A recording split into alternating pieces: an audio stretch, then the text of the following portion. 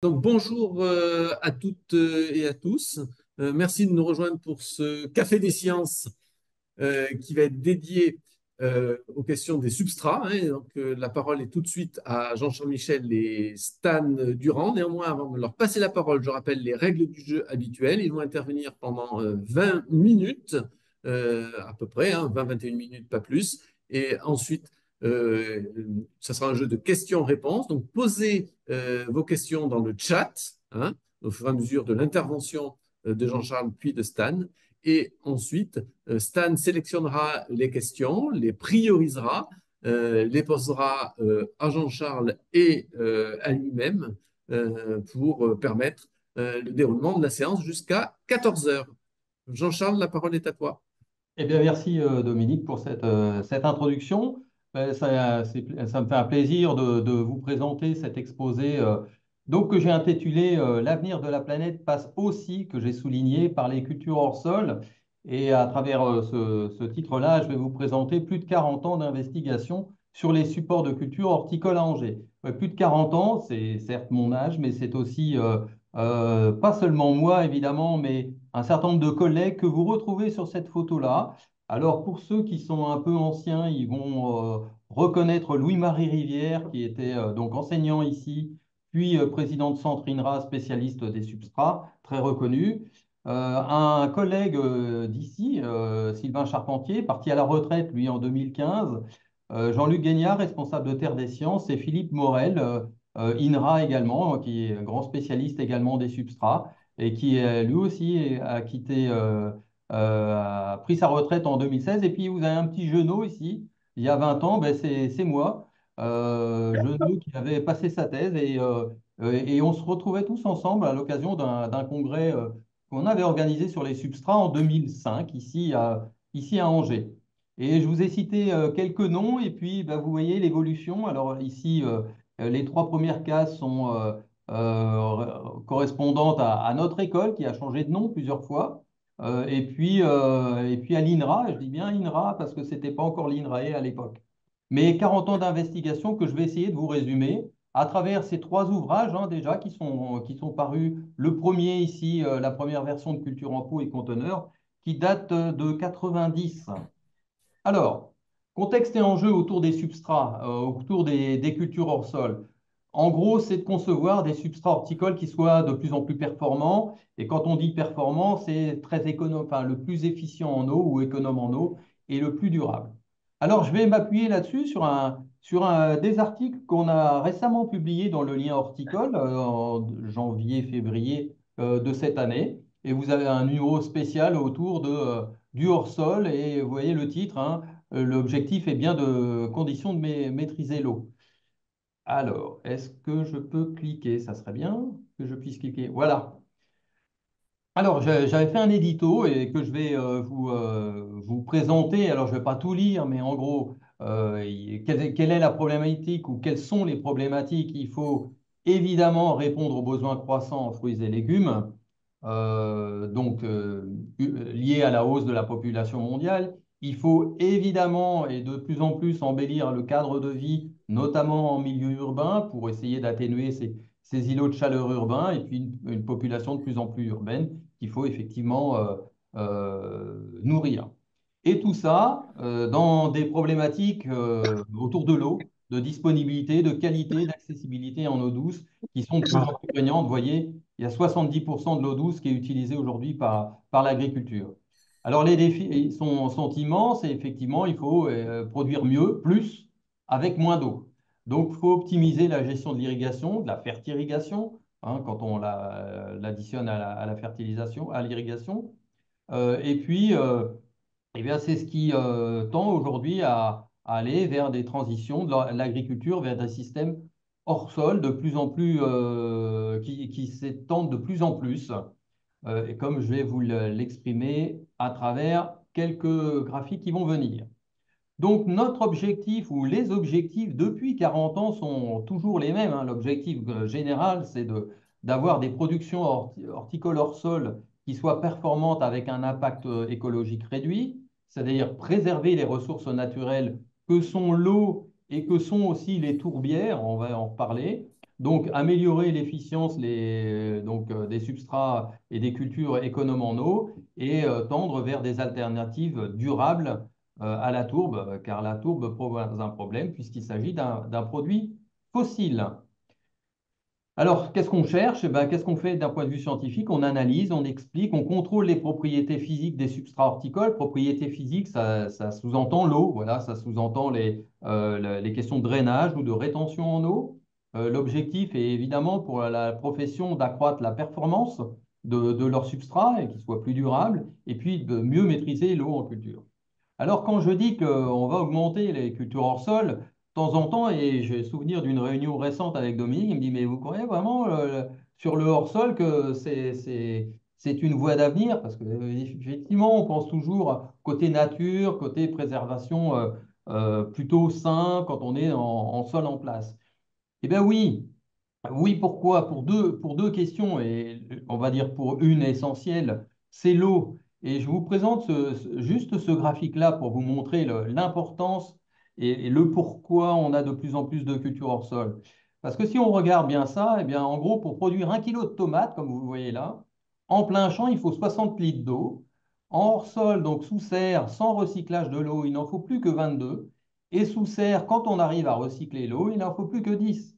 Donc, vu les contraintes qu'on a autour de l'eau aujourd'hui, et de plus en plus, et de plus en plus, et de plus en plus, et pas simplement que dans les pays méditerranéens, mais aussi, et aujourd'hui ça arrive en France, eh bien, on reçoit de plus en plus des systèmes de culture hors sol.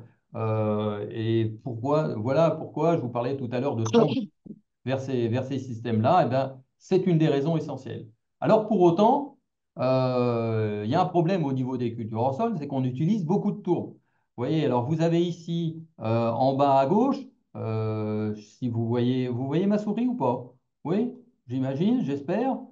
Sinon, je vais repasser sur mon pointeur. Vous voyez ici les volumes de substrat utilisés sur le marché français, donc 3,5 millions de mètres cubes de terreau par an. Et quand on regarde, eh bien, sur le marché public, grand public, c'est un tiers de tourbe, et sur le marché professionnel, c'est deux tiers de ces volumes qui sont utilisés par de la tourbe. Quand on regarde ensuite sur le marché, hop, alors oui, il faut que j'enlève mon pointeur. Hop. Quand on regarde aussi ensuite sur le marché mondial, eh bien la tourbe, c'est alors des données de 2017, hein, mais c'est assez récent, c'est 40 millions de mètres cubes par an pour un total de 67 millions, c'est-à-dire grosso modo 60%. Alors évidemment, il faut baisser ces quantités-là parce que ça ne va pas du tout d'un point de vue horticole, d'un point de vue de l'environnement. Mais pour autant, vous voyez ce que je vous disais tout à l'heure, la transition vers les systèmes hors sol, eh bien, c'est une estimation pour 2050 qui a été produite par les collègues hollandais, hein, Chris Bloch, une estimation de ce volume des substrats ou de culture hors sol qui va quadrupler, un peu plus que quadrupler d'ici 2050. Alors évidemment, on va faire la part belle aux alternatives, hein, comme les fibres de bois, et puis de nouveaux matériaux, vraisemblablement. Alors tout le monde y travaille, hein, toutes les entreprises y travaillent, et nous aussi, autour de certaines fibres végétales. Je ne vais pas en citer, mais vous en connaissez peut-être. Allez, je vais en citer une, le bambou par exemple, qui est largement étudié. Mais eh bien, pour autant, la quantité de tourbe devrait encore s'accroître. On est à 40 millions par an et on devrait passer à 80 millions. Mais si on regarde en termes de part de marché par rapport aux autres matériaux, ben, ça devrait diviser de moitié. Donc la tourbe aujourd'hui est à peu près à 60% du marché. Elle devrait en gros tomber aux alentours d'un peu moins de 30% du marché, ce qui est quand même encore important. Pourquoi? Ben, parce que certes, l'Europe continue à produire, mais il y a beaucoup de pays, ou notamment en Asie, vous voyez, où les pratiques hors sol sont en croissance, mais sont pas encore arrivés au niveau qu'on a, par exemple, en Europe. Oups là, il m'a semblé voir, voilà. Alors, 40 ans d'investigation sur les substrats horticoles à Angers, eh bien, je les ai coupés en gros en trois, segmentés en trois parties. Un d'abord sur les méthodes de caractérisation, donc on a essayé d'analyser ces matériaux-là, donc des propriétés de rétention en eau et d'aération, ça ce sont les travaux de Rivière. Des questions autour de la mouillabilité. Je suis arrivé ici en 94 et j'ai fait ma thèse à l'époque. sur ces questions de mouillabilité. Ça veut dire quoi? Ça veut dire est-ce que le matériau, il accepte l'eau ou pas? On va en reparler. Et puis des propriétés de flux. C'est pas le tout de savoir les quantités d'eau, mais aussi de savoir les flux d'eau dans le matériau. Idem pour l'air. Ensuite, on a regardé l'évolution de ces propriétés physiques. Donc, on l'a d'abord regardé au laboratoire, puis en culture. On l'a fait sur un projet appelé Écolotero, et on le continue d'ailleurs sur d'autres projets, des projets CASDAR. Et puis, troisième grande étape, autour des prédictions de ces propriétés. Voilà, on sait les mesurer, on sait comment elles évoluent. Quand je dis on sait pas tout, mais on sait une grande partie. Et puis, bah, maintenant, on cherche à les prédire. Donc, on cherche un petit peu à être en amont de tout ça. Et on le fait avec un certain nombre de partenaires académiques, notamment l'Université Laval, les collègues de l'EPIA en Suisse, à Lullier, et puis beaucoup avec les collègues américains de la North Carolina State University, et puis avec Wageningen également. Et tout ça aussi avec des partenariats privés où on travaille souvent avec des consortiums d'entreprises de substrat, autant entreprises nationales qu'internationales maintenant. Alors, les méthodes de caractérisation, je ne vais pas vous faire de la science à fond, à fond, à fond, mais je vais quand même revenir sur l'essentiel à travers les travaux de Rivière, qui a beaucoup œuvré là-dessus. Quand je dis Rivière, c'est Rivière et son équipe, hein. Donc, il a fait ce qu'on appelle une courbe de rétention en eau. Alors, où il définissait pour chacun des substrats une porosité totale, la capacité de rétention en eau maximum, et puis une limite ici. Donc, ce qu'il faut retenir, c'est ces valeurs-là de potentiel de l'eau, qui étaient de moins 1 kPa et moins 10 kPa. Et en fonction de ça, Rivière définissait tout ce qui était en dessous de moins 1, eh ben, c'était de l'eau non retenue. Et puis, ce qui était entre moins 1 et moins 10, c'était l'eau retenue qui était assimilable par la plante. Bon, bah, du coup, il définit pour chaque substrat une capacité de rétention en air, en gros, une aptitude au drainage. Il faut au moins 20% pour que le substrat n'ait pas de souci de drainage. Et puis, pareil pour l'eau, où il définit là un seuil de 25% de disponibilité en eau pour considérer un bon substrat. OK, le reste de l'eau, c'est peu ou pas disponible, ça ne nous intéresse pas trop. Alors, d'abord, ce qu'on voit sur des substrats horticoles, c'est qu'une grande majorité a très forte porosité. Ça n'a rien à voir avec un sol. Un sol, c'est 40%, un terreau, c'est 85, 90 et parfois 95% de porosité. En gros, quand vous achetez du terreau, vous achetez de la porosité, vous achetez des vides. Mais vous allez mettre de l'eau, vous allez mettre des nutriments dedans, puis de l'air aussi.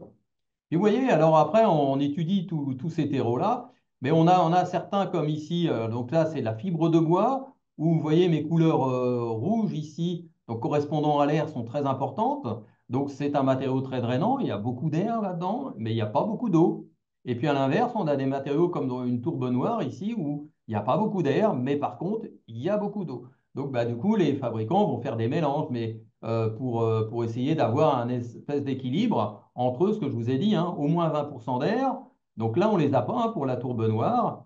Et puis au moins 25% d'eau, ben là, on ne les a pas ici au milieu hein, pour la fibre de bois. Deuxième étape, la mouillabilité. Alors là, après, ça concerne mes travaux, puisque je suis arrivé ici en thèse en 1994, où là, ça fait 30 ans, ça fait mal, où Louis-Marie Rivière, donc parti de l'école, m'a suggéré un sujet de thèse quand je suis arrivé à ERC, puis il m'a dit, bah, c'est une problématique très importante pour les fabricants, et la problématique, c'est la mouillabilité des terreaux. Pourquoi? Parce que quand ces terreaux s'assèchent, ben voilà ce qui se passe. Vous avez la goutte d'eau là qui est censée rentrer dedans pour aller en gros gagner le système racinaire. Ben, cette goutte d'eau, elle reste en surface parce que le matériau devient hydrophobe. Donc ça se mesure hein, et ça se mesure à travers un angle de contact. Et donc c'est le principal inconvénient des tourbes. Et comme les tourbes sont le substrat majeur, ben, ça pose un problème. Alors, on a travaillé sur la mouillabilité. Ça, ce sont des outils que vous voyez à gauche qu'on a acquis au laboratoire. Et puis, on a vu effectivement, quand un substrat est humide, bah, il est hydrophile. Et puis, quand le substrat s'assèche, bah, l'angle de contact, il augmente. Donc, le matériau, vous voyez, il passe 90 et il devient hydrophobe. Donc, ça, c'est vrai pour les tourbes blondes, pour les tourbes noires. On voit que pour d'autres matériaux, c'est le seul cas de la fibre de coco qui, elle, reste hydrophile, quand elle, même à sec. On voit qu'il y a des façons de faire pour essayer de diminuer l'angle de contact de façon à ce que le matériau reste hydrophile. Mais finalement, ça ne fait pas grand-chose quand le matériau est déjà humide, puisqu'il est déjà hydrophile. En revanche, sur des matériaux secs, eh bien, on voit qu'effectivement, quand on rajoute par exemple de l'argile ou des agents mouillants, eh bien, on va baisser l'angle de contact, donc on va améliorer l'hydrophilie du matériau et en gros résoudre ce problème-là, parce qu'en gros, c'est comme si vous aviez une voiture qui a 150 chevaux sous le capot, et puis bah, suite à l'hydrophobie ou suite à un problème, eh ben, vous n'avez plus 150 chevaux, mais il n'y en a plus que 75 qui fonctionnent. Ça pose problème. Alors, on avance. Deuxième étape, je vais vous parler maintenant de l'évolution des propriétés physiques. Alors, ça, ce sont des travaux menés dans le projet Écolotero, hein, qu'on a mené pas seulement, mais entre 2010 et 2018. Présente ici un résultat d'une publication dans Scienza, où on travaillait sur les rosiers, donc le rosier classique, knockout, largement étudié ici, de la tourbe blonde en substrat, des pots d'un litre, on irrigue sur des seuils classiques et un essai de 4 mois. Alors, on retrouve ici la courbe, entre guillemets, je vais appeler la courbe de rivière, avec le substrat dans ses conditions initiales. Mais voilà le même substrat, après 4 mois d'études, quand on fait la courbe de rétention, ben, c'est plus du tout la même. Ah, problème. Alors, non, pas problème. Évidemment, il y a des racines dedans. Donc, on a un substrat qui a 90% de porosité. On a, à la fin, au bout de 4 mois, on a déjà 6% de racines. Mais le problème, le premier problème que vous voyez, il est là. Parce que si j'en suis la définition de rivière, il me disait qu'il faut au moins 20% d'air. Je les ai au début, mais je les ai plus à la fin. Et si je prends le raisonnement de la courbe de rétention par rivière, je vais dire, attention, mon substrat, là, il est asphyxiant, je vais avoir des problèmes de drainage. D'un point de vue disponibilité en eau, ça va, je suis correct. D'un point de vue des flux d'eau, j'ai même un peu augmenté. Très bien, ça veut dire que l'eau circule mieux dans mon substrat. Et puis surtout, il y a ce point-là. Alors, c'est quoi la tortuosité des pores? En gros, c'est le chemin à parcourir euh, pour, euh, pour traverser, si vous voulez, le substrat. Donc, est-ce qu'il est plus ou moins tortueux? Et on se rend compte finalement que on a baissé la tortuosité des pores, ça veut dire qu'on a fait des chemins plus directs pour une molécule d'eau, une molécule d'air pour aller directement vers la racine, et qu'on a largement finalement augmenté, hop là, pardon, on a largement augmenté les flux d'air. Donc, c'est ça une étape nouvelle et chose très importante, c'est que bah, finalement, la quantité d'air ne suffit pas. Là, on pourrait croire en voyant le 13,6 que c'est asphyxiant, mais ce n'est pas le cas puisque grâce aux racines, on a généré, si vous voulez, un nouveau réseau routier qui est un peu plus direct. C'est ce qui fait que ben, les racines, finalement, sont mieux alimentées en air et aussi en eau, on le voit avec les flux d'eau, mieux alimentées en air et en eau. Donc ça, c'est chouette et c'est vraiment un résultat intéressant. Alors, je traduis tout ça. Les racines se développent dans des macropores, donc dans les pores les plus gros. Quand elles se mettent dans ces macropores, bah forcément, le nombre des macropores et leur taille diminue. Donc, on a des pores de plus en plus petits, donc un peu plus le ratio micro sur macropore augmente. On perd de la porosité totale, forcément, il y a des racines dans la porosité, donc elles prennent un peu de place. On perd de l'aération en quantité et on augmente la rétention en eau. Mais on améliore le chemin, les chemins, on crée plus de réseaux poral.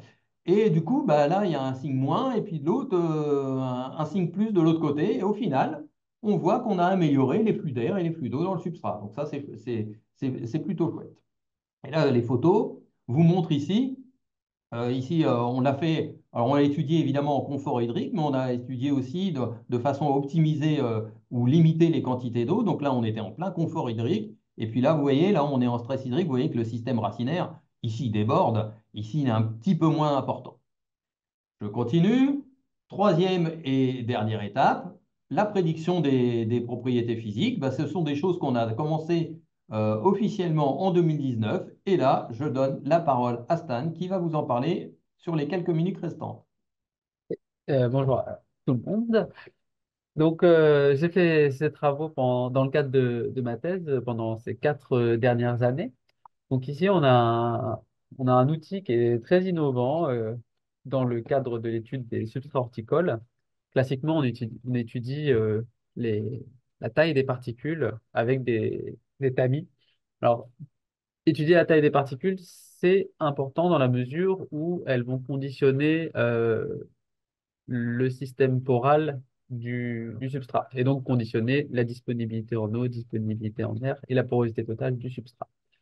Donc, pour aller plus finement dans la caractérisation de la granulométrie des matériaux, on a dû aller au-delà du tamisage qui permet une caractérisation certes facile à faire, mais qui est pas très fiable et on n'a pas beaucoup de précision. Et puis, en fait, les particules ne sont pas forcément déterminées par la taille dans laquelle elles vont passer à travers une maille de tamis.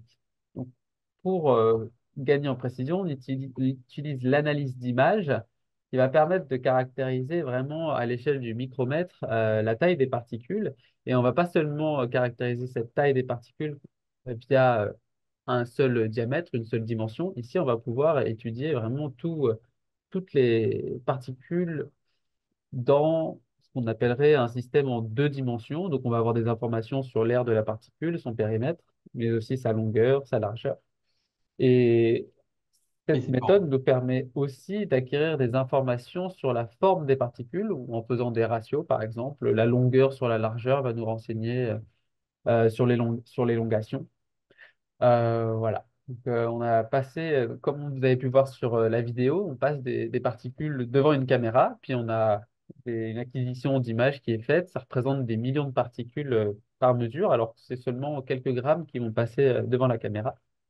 Donc voilà, on a différents paramètres qu'on a essayé d'étudier pour savoir quels sont les plus pertinents pour caractériser nos substrats. En effet, lorsqu'on a reçu notre outil d'analyse d'image, et comme de nombreux scientifiques se sont confrontés à ces méthodes, on n'a pas une façon de décrire les particules. Et puis ces logiciels, ils nous permettent d'acquérir un nombre de paramètres qui sont énormes en fait. Donc nous, on les a tous un peu testés, voir quelles étaient les relations les uns les autres. Est-ce qu'il y en a qui sont plus ou moins pertinents que d'autres? Donc nous, notre objectif, c'était d'avoir des informations qui vont permettre de caractériser et la longueur et la largeur, mais aussi savoir quels sont les descripteurs de la forme de la particule qui sont les plus pertinents pour différencier tous nos matériaux. Donc, ici, donc, on a toute cette diversité de diamètres. On peut voir Chord max, BR max qui correspond au rectangle englobant, le ferret max, le diamètre du cercle qui va circonscrire la particule. Voilà. Donc, on les a tous étudiés et on s'est basé sur un diamètre qui s'appelle le ferret max pour décrire la largeur de nos particules. Donc, je ne vais pas vous rentrer dans le détail de la description de ces paramètres, mais voilà. Les résultats ont montré que c'était le plus pertinent. Et concernant la largeur, nous, on s'est attardé sur le descripteur Chord-Min qui permet de décrire donc cette largeur des particules. Donc, après avoir choisi ces descripteurs de la taille des particules, on s'est attardé au descripteur de la forme des particules. Et pour cela, on s'est plutôt intéressé à savoir quels sont les descripteurs qui sont les plus discriminants pour caractériser en fait une diversité énorme de substrats. Les tourbes sont très différentes des fibres de bois qui sont très différentes des écorces. Donc, comme on avait une diversité de descripteurs de forme, on a essayé de savoir quels sont les plus pertinents à regarder. Et pour ça, on a fait une méthode de classification hiérarchique où en fait, on va faire des groupes qui sont les plus homogènes possibles avec les individus qu'il y a dedans, et aussi qui sont les plus hétérogènes possibles par rapport aux autres groupes. Et donc, il en est ressorti que le paramètre circularité, donc qui va décrire la déformation de la particule par rapport à une sphère, mais en deux dimensions, plus on va avoir une particule allongée, plus cette circularité est faible, et inversement, plus on se rapproche d'un cercle, plus elle était élevée. Elle va aussi décrire l'aspect concave ou convexe du contour de la particule, puisqu'ici, on va vraiment faire un ratio entre son périmètre et son aire. Voilà, donc ces travaux donc, qui sont étalés, on va dire, sur deux articles scientifiques ou deux chapitres de manuscrit de thèse, ont permis de présenter trois catégories de matériaux avec des particules qui vont être plus circulaires, moins allongées, et totalement à l'inverse, les fibres de bois, les fibres de coco, qui sont très allongées et peu circulaires. Au milieu, on retrouve les tourbe blondes, et c'était assez étonnant de voir que sur la base d'images qui ont été acquéries par la machine, on a retrouvé en fait des groupes qui nous semblent cohérents. Donc, toutes les tourbes blondes se sont retrouvées ensemble, toutes les fibres de bois ensemble. Et on retrouve aussi un groupe très diversifié, mais on retrouve en fait des toutes petites particules relativement très circulaires.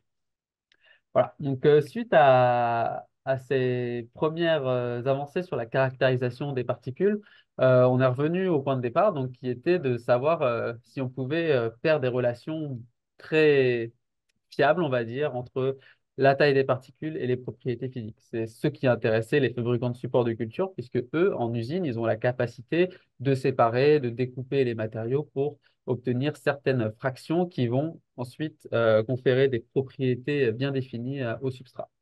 Donc, ce qu'on a fait, c'est qu'on a pris 5 matériaux types, on va dire. Ce sont des matériaux qui sont très utilisés dans les supports de culture, les tourbes, les écorces, les fibres de bois et la coco. On l'a découpé à chaque fois entre 5 et 7 fractions. Et on a ensuite analysé individuellement les propriétés physiques de ces fractions-là. Et bien sûr, on les a caractérisées par l'analyse d'image. Et donc, ça nous a permis de tracer des graphiques. On va faire apparaître des relations assez simples, on va dire, euh, entre la capacité de rétention en eau d'un substrat et la taille des particules. Euh, voilà, donc je disais assez Oui. simple parce que on va retrouver en fait une logique qu'on connaissait déjà, hein. Plus la taille des particules est faible, plus cette rétention en eau est importante, et inversement pour les particules les plus grossières. Mais on voit aussi que ces relations, elles ont des limites, où en fait, ça ne servira à rien d'aller sur des tailles de particules de plus en plus grossières, puisque les propriétés physiques changent peu. Et en fait, c'est sûrement sur quelques fractions qu'on va pouvoir voir une grande évolution des propriétés physiques. Et finalement, pour voir si c'était, Oui. qu'est-ce qu'on pouvait faire avec ces résultats-là, c'était de Hop. voir en fait si à partir de la taille moyenne des particules du matériau brut, on pourrait se retrouver à peu près sur ces graphes. Et globalement, ça marche très très bien. En fait, on va avoir des écarts entre ce qu'on va pouvoir prédire et ce qu'on aura mesuré, qui vont être de l'ordre de quelques pourcents. Il me semble qu'on a vu jusqu'à 5% maximum de différence. Donc en Mhm. fait, on a mesuré juste la taille des particules, et en fait, ce modèle-là va nous permettre de dire quelle est sa capacité de rétention en eau. Voilà. C'était une superbe avancée pour nous, euh, dans la mesure où on a pu introduire un petit peu plus de précision avec de nouvelles technologies, et ce sont des technologies qui sont utilisables par tout le monde, et c'est déjà le cas au niveau de l'industrie. OK. Merci Stan. Je reprends la parole pour conclure. La conclusion, on est toujours sur cette troisième partie, hein, prédiction des propriétés physiques. La suite, alors ce que Stan vient de vous présenter, c'est l'analyse de la texture, donc ça veut dire taille, forme des particules. La structure, c'est comment elles sont arrangées entre elles, mais on l'a travaillé au niveau des matières premières sur le sujet de Stan pendant sa thèse. Et là, Stan poursuit en étudiant leur potentiel biodégradation. Vous voyez, je remets le tableau de tout à l'heure. On dit qu'aujourd'hui, on va travailler beaucoup sur des alternatives à la tourbe, des alternatives organiques, j'entends végétales, et bien sûr pas sur des produits synthétiques. Et qui dit organique dit potentiel biodégradation. Donc c'est une question qui est importante aussi, puisque si le matériau se biodégrade, eh ben forcément ses propriétés évoluent. Donc là, on est en train d'étudier ça et on regarde quand les matériaux se biodégradent, eh ben, qu'est-ce que ça change au niveau de la taille des particules? Qu'est-ce que ça change au niveau de la forme des particules? Et qu'est-ce que ça change d'un point de vue de leurs propriétés de rétention ou de drainage? Et ça, ce qu'on fait là, pour le moment, hein, ce sont sur des matières premières. Et c'est pour ça que j'ai mis à venir. Et bien, à venir, ce sont des lois de mélange. Alors, ça veut dire quoi? Ben, ça veut dire que souvent, alors pas toujours, hein, mais des terreaux, souvent, ce sont des mélanges de matières premières. C'est pas que de la tourbe, c'est pas que de la coco. Alors, parfois, c'est que de la tourbe, ou parfois, c'est que de la coco, parfois, c'est d'autres matériaux. Mais là, mais la plupart du temps, les terreaux, ce sont des mélanges. Donc, ben, ce qu'on veut faire maintenant, c'est établir des lois de mélange. C'est être capable de prédire les propriétés physiques, non seulement de matières premières, comme là maintenant on sait le faire, mais aussi sur des mélanges de matières premières, donc sur le terreau qui sera définitivement vendu. Et ça, croyez-moi que les entreprises, ça les intéresse au plus haut point. Voilà, je finis. Alors, le pourquoi aussi, ah zut, pourquoi le aussi par les cultures hors sol? Parce que, bon, j'ai voulu un petit peu en rajouter sur l'aspect important des cultures hors sol, qui néanmoins, je vous le dis, hein, sont vraiment en très très grande expansion. Et puis, j'en ai discuté justement avec Louis-Marie Rivière. J'avais dit à Louis-Marie, ah ben, j'ai dit, si tu peux nous intégrer une. Et puis, il m'a dit, oh, mais quand même aussi, ça sera mieux. Et alors, il passe par ces gens-là que vous voyez sur cette photo. Donc, ce sont pour 4 ou 5 d'entre eux des retraités. Moi, je suis là à gauche. Mais il passera aussi, et ça, c'est l'avenir, il passera aussi par. Genre, j'ai mis mes anciens doctorants, mais on pourrait mettre les anciens doctorants de l'établissement, dont le premier au centre que vous voyez ici, c'est Rémi Nas, mon premier doctorant, qui aujourd'hui est le responsable recherche d'une grande entreprise de substrat au Canada. Et puis le dernier en date, ben, il vient de vous parler, et puis il est ici sur la photo de gauche, en l'occurrence, Stan Durand. Voilà, ben, je vous remercie de votre attention, et puis ben, allons-y pour les questions. Alors, si je regarde le chat, les Ah, c'est à questions. moi de poser les questions. Ah oui, pardon, c'est Stan. Alors, Vas-y. c'est Dominique Vollet qui demande pour quelle raison la production de thon passerait-elle de 40 à 80 millions de tonnes entre 2020 et 2050? OK. Et pourquoi les matériaux alternatifs ne seraient-ils pas plus utilisés? Alors, j'y viens. Dominique, je vais vous remontrer. Hop, je vais cacher le chat. Je vais vous remontrer le tableau. Euh, la raison, elle n'est pas chez nous. Quand je dis elle n'est pas chez nous, elle n'est pas en France et elle n'est pas en Europe. Elle est essentiellement sur le tableau du bas que je ne vous ai pas plus décrit que ça. Vous voyez, en Europe, on va quand même doubler le volume. Et effectivement, en Europe, nous, on va baisser les quantités de tourbe. On les baisse déjà, mais il y a un déploiement, enfin on va dire, ouais, une expansion tellement importante des cultures hors sol, notamment en Asie. Et ben en Asie, ils ont plein de tourbières qui n'ont pas encore, comment dire, exploité. Et j'allais dire, malheureusement, ces volumes-là, ils vont être largement utilisés. En Amérique du Sud, pareil. En Amérique du Nord, on continue parce qu'il y a tellement de tourbières, il y a tellement de tourbières qu'au Canada, la question elle se pose quand même, mais elle se pose beaucoup moins que chez nous en Europe. On est plutôt en Europe en avance sur ces questions-là, et voilà. Et voilà pourquoi la tourbe. Et puis aussi parce qu'il ne faut pas se leurrer, hein, la tourbe, ça reste le produit d'un point de vue des propriétés qui est le meilleur aujourd'hui, qui est le meilleur. Donc c'est pour ça qu'elle est largement utilisée. Stan, tu continues. Je suis tout à fait d'accord, oui. Donc, malgré que les Européens aient le bon vouloir d'être plus vertueux, comme Ah, le monde entier contrebalance et que soit ils ont de la tourbe sous les pieds, soit ils n'ont pas, aucun scrupule, mais moins de soucis, on va dire, vis-à-vis de l'environnement, eh bien, malgré qu'il y ait des alternatives qui soient développées, c'est pas forcément celles-ci qui vont être utilisées en premier lieu pour les cultures hors sol dans ces pays. je me permets, je fais aussi je vois la question de Pascal Guillermin. Pensez-vous que ces mélanges se comporteront simplement comme une somme des propriétés de chaque substrat? Et non, Pascal, bonne question, et c'est justement l'objet de la thèse. Et on va y travailler là-dessus. On a déjà quelques informations parce qu'on y a déjà un petit peu travaillé. Et même Rivière, il y a un petit moment, a déjà travaillé là-dessus. En gros, est-ce que ça veut dire, est-ce que c'est proportionnel ou pas par rapport aux matériaux? La loi de proportionnalité, comme tu dis, une somme des propriétés de chaque substrat. Alors, ce qu'a montré Rivière et ce qu'on va on va essayer d'aller un peu plus loin, c'est que oui, ça marche quand on a des matériaux tous de même nature, c'est-à-dire tous organiques et tous à peu près de même taille. Mais de taille, comment on entend la taille? On entendait la taille comme justement issus de tamis. Et non, ça ne marche pas du tout quand on a des produits avec des tailles très différentes. Et comme nous, on est capable maintenant de mesurer la taille, pas simplement que par un tamis, mais par une longueur, par une largeur et puis par des formes, eh bien, c'est justement ce qu'on veut voir. Et parfois, il y a des propriétés dites d'additivité et qui sont donc non proportionnelles qui sont soit positives, soit négatives. C'est-à-dire que quand tu mélanges un plus un, ben, ça va te donner 1,8, ou parfois tu mélanges un plus un et ça va te donner 2,2. Donc, ben, c'est l'objet de la thèse qui va venir. Pascal, si tu veux candidater, moi je te prendrai bien comme tes armes. Bah, je pense qu'on peut ajouter donc un exemple sur lequel des collègues aux Pays-Bas travaillent actuellement et qui sont venus utiliser l'outil d'analyse d'image, c'est rien que pour étudier la densité des matériaux.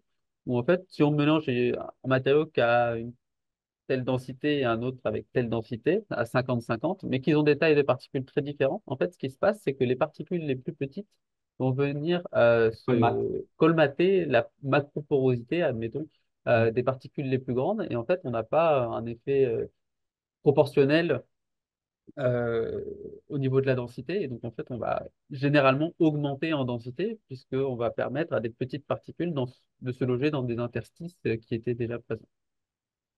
Alors, je ne vois pas d'autres questions. Et est-ce qu'il Non. est 14 heures? Non, il n'est pas encore 14 heures. Moi, je vais me permettre un petit commentaire ou un petit conseil à nos auditeurs. C'est essayer d'acheter des terreaux qui ont le moins de tourbe possible. Alors, non, pas le moins de tourbe possible, mais qui soient le plus durable possible. Donc, essayez de mettre ça en évidence. C'est pas forcément plus facile à conduire, mais au moins vous agissez sur l'environnement. Et puis, faites attention quand vous irriguez, jamais en mettre trop. Ça, on le voit régulièrement quand on passe dans les couloirs de l'école, où même nos étudiants, ils ont tendance à irriguer trop. Donc attention à ne pas irriguer trop. Alors, est-ce qu'il y a eu des travaux comparatifs sur les bilans en eau, carbone, des diverses productions hors sol et de plein champ, dans des contextes climatiques différents? Alors, oui, un peu. Donc, ce que je vous ai montré tout à l'heure, je vais revenir sur la diapo. Hop, voilà, bah si, on l'a là, ici à gauche. Donc, on voit, alors le bilan hydrique, quelque part, on l'a là, ici, mais ici, on était sur des champs, sur de la tomate plein champ méditerranéen. Oui, il y a eu des travaux qui ont été faits dans ce sens-là sur sous d'autres climats. Bon, ce chiffre de 60 litres va varier un petit peu, mais parfois pire. Donc, on a effectivement ces données-là. On sait que les systèmes hors sol, alors, sont certes artificiels, mais ils permettent d'être beaucoup plus efficients, donc d'être beaucoup plus efficaces, si on veut, en nutriments, en eau, même comment dire, en ambiance phytosanitaire, c'est-à-dire on a une lutte plus aisée dans ces milieux-là. Sur l'ACV, euh, il y a eu un peu de travaux qui visent à comparer les substrats entre eux. En gros, chacune des entreprises a mené ça. Il n'y a pas eu vraiment de travaux scientifiques, j'entends, menés par des universitaires sur ces questions d'analyse de cycle de vie. Ça a été plutôt mené par des entreprises via des cabinets ou des cabinets d'études. Il y a eu un gros travail qui a été fait en 2010 et en gros, bah, chacun essaie de tirer son épingle du jeu. C'est pas facile parce que comment dire, le point pour analyser l'ACV entre le point de départ et le point final l'utilisation finale, certains n'intégraient pas, enfin, ne prenaient pas tous les mêmes points d'entrée et de départ. Et alors, c'est vrai que l'aspect tourbe, là, est très néfaste d'un point de vue d'ACV quand on considère bah, qu'effectivement, il y a le prélèvement dans la tourbière et que les tourbières, il y a beaucoup de travaux qui se font sur la réhabilitation des tourbières, sur les restaurations de tourbières. Mais effectivement, ça a un poids carbone qui n'est pas négligeable. Donc, c'était franchement négatif d'un point de vue de la tourbe. Donc, il y a eu des comparaisons qui ont été faites, notamment par des collègues suisses. Euh, J'ajoute qu'aujourd'hui, en Europe, l'extraction de la tourbe est vraiment très cadrée et qu'en gros, euh, au Royaume-Uni, il n'y a plus d'extraction. En France, l'extraction, il n'y a plus de droit d'extraction. En Allemagne, il n'y a quasiment plus d'extraction et ça va se terminer là en 2025. Reste en Europe simplement les pays baltes. Alors évidemment, il y avait la Russie, mais aujourd'hui, il n'y a plus la Russie. Et reste les pays baltes qui produisent l'essentiel de la tourbe européenne. Euh, voilà. Il y a une dernière question de Oui, Pascal, il me semble. Pascal. Donc, c'est sur des travaux de recherche sur les types d'irrigation qui seraient plus ou moins adaptés à différents substrats. et notamment en lien avec la granulométrie des matériaux. Alors, ça, c'est pas. Alors, la première partie de la question, Pascal, je dirais oui, mais en fonction de la taille des particules, non. Les travaux sur les régimes d'irrigation, ça, on l'a mené dans le cadre du projet Écolotero. J'ai montré quelques photos tout à l'heure, mais on avait plusieurs seuils d'irrigation et on regardait comment on avait une réponse du système racinaire à ces seuils-là. Et idem avec les techniques d'irrigation. Ce n'était pas que le régime, mais aussi les techniques où on travaillait par goutte à goutte, c'est-à-dire par le haut, ou zut, remontée capillaire, mais je ne trouve plus le système, comment on appelle ça, euh, Subirrigation. subirrigation, merci Stan, où on travaillait ça. La question en fonction des tailles des particules n'a pas été posée, et c'est dans les projets, et notamment dans un projet sur la chaire territoire d'avenir que nous avons déposé. Donc ça devrait être, si on croise les doigts, même tous, même ceux des doigts de pied, mais si jamais le projet était financé, effectivement, il y aurait des questions autour de. Enfin, c'est une des problématiques qu'on veut étudier. Effectivement, on va plutôt choisir des matériaux, alors en clair, si plus fin, quand on a un peu plus fin quand on a de la subirrigation, parce qu'il faut de la capillarité. Et de la capillarité, on ne l'obtient pas avec des matériaux trop grossiers. Bon, je résume. Euh, Autre question? Non, il nous reste une dernière minute. Alors, la dernière question pour la fin. Il n'y a pas de dernière question? Moi, je vais être déçu s'il n'y a pas de dernière question. Donc moi, je vous invite, et si vous êtes intéressé par nos travaux, je suis passionné, je pense que j'ai filé le virus à Stan qui doit être passionné aussi, et puis on est passionné. Le groupe des substrats qui travaillent sur les substrats sont des passionnés. Les entreprises sont vraiment très proactives autour de la R&D, et vraiment c'est un domaine qui bouge sans cesse. Et bah, si ça vous intéresse, venez nous voir et n'hésitez pas. Eh bien, je Merci. remercie. Merci Jean-Charles et Stan pour votre intervention dynamique. Il ne me reste plus qu'à dire au revoir à toutes et à tous et à se donner rendez-vous pour le mardi 4 juin pour le nouveau Café des Sciences. Merci Très bien. à toutes et à tous. Au Bonne fin de Merci revoir. à semaine à tous. tous. Bon après-midi et À bon toutes. week-end.